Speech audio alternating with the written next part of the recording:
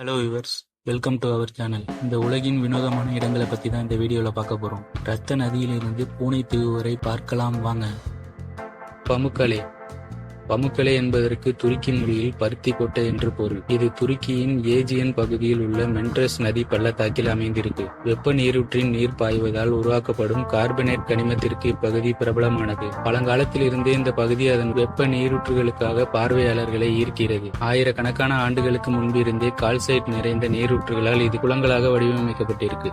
மலைச்சரிவில் இருந்து கனிம வளம் நிறைந்த நீர் கீழே உள்ள இந்த குளங்களில் விழுகிறது.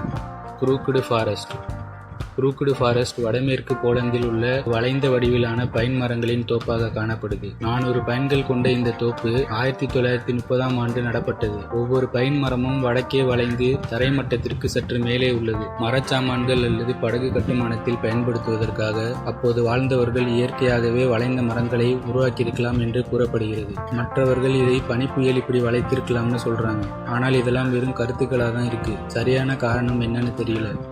லேக் நேட்ராங் இது தான்சானியா மற்றும் கென்யா எல்லைக்கிடையே அமைந்துள்ள ஒரு உப்பு ஏரியாகும். இது ஒரு வெதுவெதுப்பான நீர், உப்பு, காஸ்டிக் சோடா மற்றும் மேக்னசைட்டுகளின் கலவைகளாக உள்ளது. இது பிளமிங்கோ பறவைகள் செழித்து வளர சிறந்த நிலைமைகளை கொண்டிருப்பதால வருடத்திற்கு ஆயிரக்கணக்கான பிளமிங்கோக்கள் இங்கு வருகிறது. கென்யாவின் மத்திய பகுதியிலிருந்து உருவாகும் எவாசோ என்கிற நதிதான் இந்த ஏரியின் தண்ணீரை நிரப்புகிறது. இந்த ஏரியின் மிகவும் குறிப்பிடத்தக்க அம்சங்களில் ஒன்று சிவப்பு நிறமாகும். அதற்கான காரணம் அதன் அதீத காரத்தன்மையில் உள்ளது. இதன் pH அளவு 10.5 இருக்கு.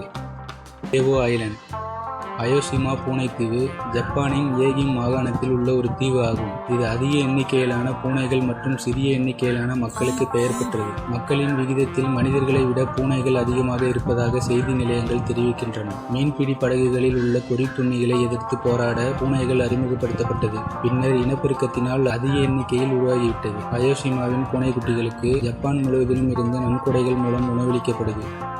பிளட் ஃபால்ஸ் ஒரு இரும்பு ஆக்சைடு கரை படிந்த உப்பு நீர் ஆகும். இது கிழக்கு அண்டார்டிகாவின் விக்டோரியா லேண்டில் உள்ள வெஸ்ட் லேக் போனியின் பனிமுடிய மேற்பரப்பில் பாய்கிறது. பனி அடுக்குகளில் உள்ள சிறிய பிளவுகளில் இருந்து இரும்பு சத்து நிறைந்த நீர் வெளிப்படுது. அண்டார்டிகா முன்னோடிகள் முதலில் சிவப்பு நிறத்தை சிவப்பு பாசிகள் என்று கூறினர். ஆனால் பின்னர் இது இரும்பு ஆக்சைடுகளின் காரணம் என நிரூபிக்கப்பட்டது. எட்டர்னல் ஃப்ளேம் ஃபால்ஸ் என்பது 35 அடி நீர்வீழ்ச்சி மற்றும் 8 அங்குல உயரத்தில் ஒரு சிறிய ஒளிரும் சுடரை கொண்டிருக்கு. இது பூர்வீக அமெரிக்கர்களால் ஆயிரக்கணக்கான ஆண்டுகளுக்கு முன்பு எரிய வைத்ததாக நம்பப்படுது. மிகவும் வெப்பமான பாறையிலிருந்து வெளியேறும் வாயுவினால் தீ எரிகிறது என்று நீண்ட காலமாக விஞ்ஞானிகள் கூறுகின்றனர். ஆனால் இன்று வரை ஆராய்ச்சியாளர்களுக்கு இது என்னவாக இருக்கும் என்று தெரியவில்லை. ஃப்ளைராஞ்ச் கெய்சர் என்பது நெவாடாவின் வாஷோ கவுண்டியில் உள்ள தனியார் நிலத்தின் ஒரு சிறிய புவிவெப்ப கீசர் ஆகும். கீசர் என்பது நீர் மேலே சீறி எழுவது. இதில் தெர்மோபிலிக் பாசிகள் உள்ளன. அவை ஈரமான மற்றும் வெப்பமான சூழலில் செழித்து வளரும். இதன் விளைவாக பச்சை மற்றும் சிவப்பு நிறங்களின் பல நிறங்கள் பாறைகளை வண்ணமயமாக்குது. ஜூன் 2016 பர்னிங் மன் திட்டம் ஃப்ளைராஞ்ச் கீசர் உட்பட 3800 ஏக்கரை $6.5 மில்லியன் வாங்கியது. டனல் ஆஃப் லவ் என்பது உக்ரைனின் ரிவ்னே ஓப்லாஸ்ட் 11 அருகே அமைந்துள்ள தொழில்துறை ரயில்வேயின் ஒரு பகுதியாகும். இது ஒர்ஷிவ் என்ற இடத்துடன் இணைகிறது. இது பச்சை செடிகளின் வளைவுகளால் சூழப்பட்ட ஒரு ரயில் பாதை மற்றும் 3 முதல் 5 கிலோமீட்டர் நீளம் கொண்டிருக்கு. ஒரு நாளைக்கு 3 முறை ரயில்கள் கடந்து செல்லுது. தம்பதிகள் நடந்து செல்ல இது மிகவும் பிடித்த இடமாக அறியப்படுது.